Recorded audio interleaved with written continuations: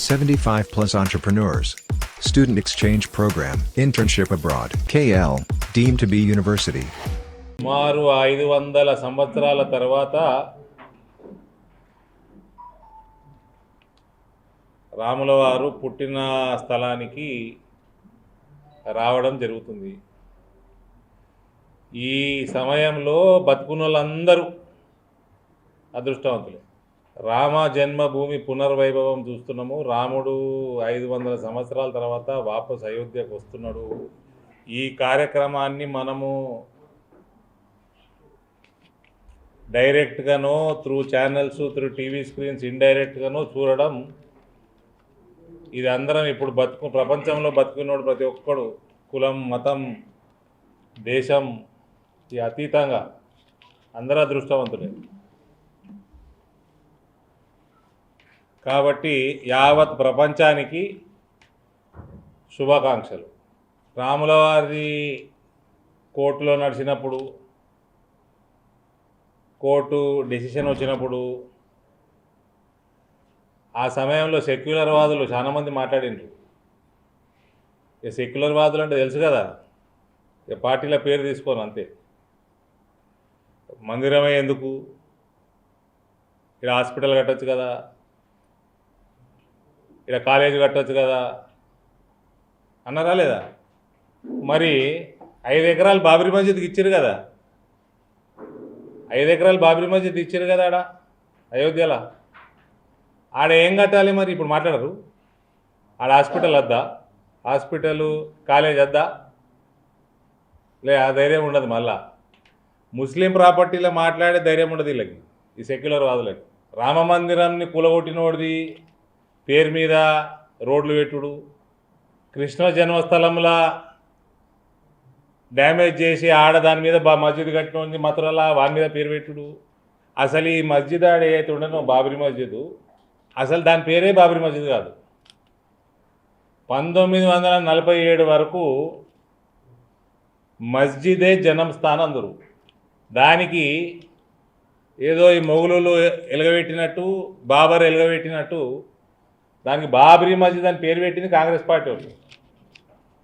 1947-48 దాకా దాన్ని అసలు బాబ్రీ మస్జిద్ పేరే లేకుండే. అంటే ఇలా రాజకీయం చూసిర్రా?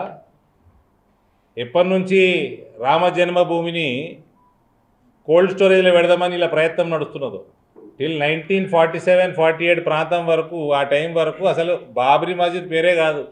ఈ చరిత్ర ఉన్నది బాబర్కి. ఆడ మస్జిద్ పేరు బాబ్రీ మస్జిదే లేదు.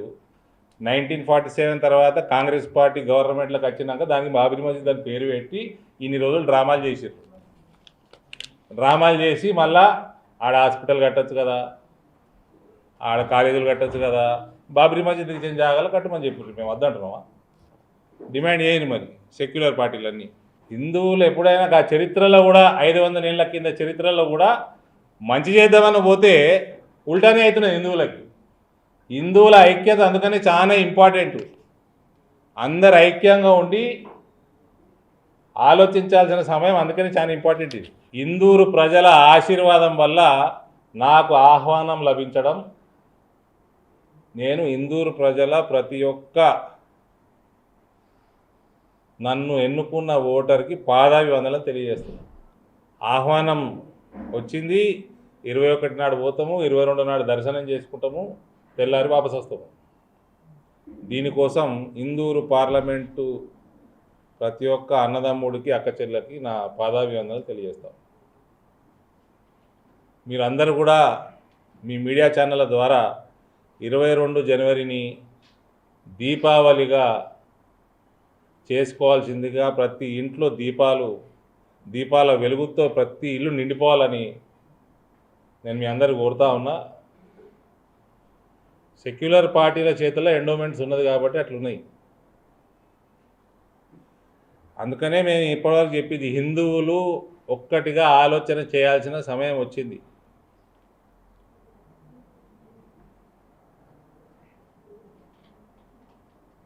సెక్యులర్ పార్టీలు ఉన్న కాడనే నిరాదరణ పాలైతాయి. గుడిలలో వచ్చిన డబ్బు నాన్ హిందూస్ కూడా పోతుంది. పసుపు బోర్డు ఆపరేషన్స్ ఆల్రెడీ స్టార్ట్ అయినాయి. స్పైసెస్ బోర్డు నుంచి పసుపు బోర్డు టేక్ ఓవర్ ప్రక్రియ మొదలైంది.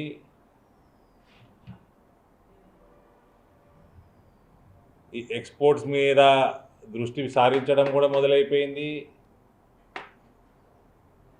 రానున్న కాలంలో ఎక్స్పోర్ట్స్ పెరుగుతాయి, ఆల్రెడీ పెరుగుతూనే ఉన్నాయి. ఇవాళ కూడా ఒక ఇంపార్టెంట్ పత్రికలో చదివిన నేను, కనీసం లీస్ట్ రేటు ఈ సీజన్లో 10,000 ఉంటుంది కనీసం. రానున్న కాలంలో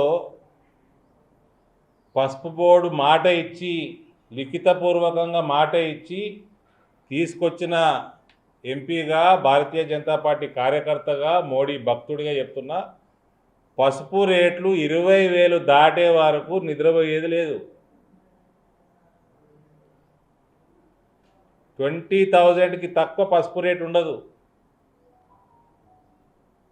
దానికి కూడా 2-3 సంవత్సరాల కంటే ఎక్కువ వ్యవధి అవసరం లేదు మాకు. మా పనికి లోకల్ ప్రభుత్వాలు అడ్డం కాలడ్డం వేయకుండా చాలు. మాకు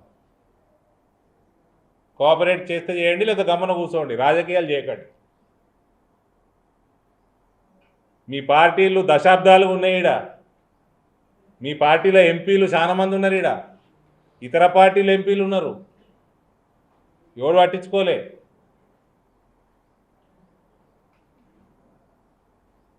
మేము చేసే పనికి అడ్డంకి రాజకీయాలు చేయకపోతే చాలు.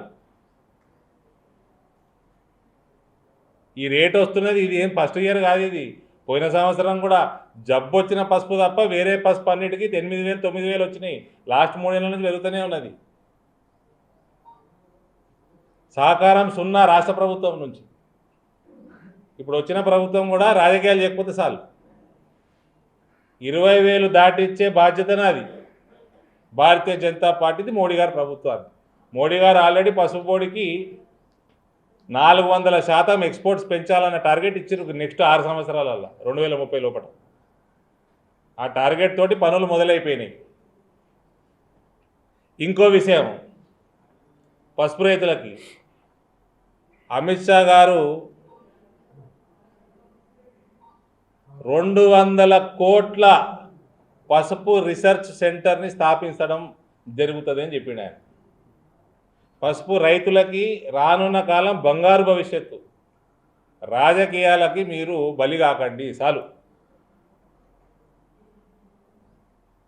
ఏ పార్టీడు మీకు హెల్ప్ చేయలే, ఏ ఎంపీ గట్టిగా బలంగా మీ పట్ల నిలబడలే.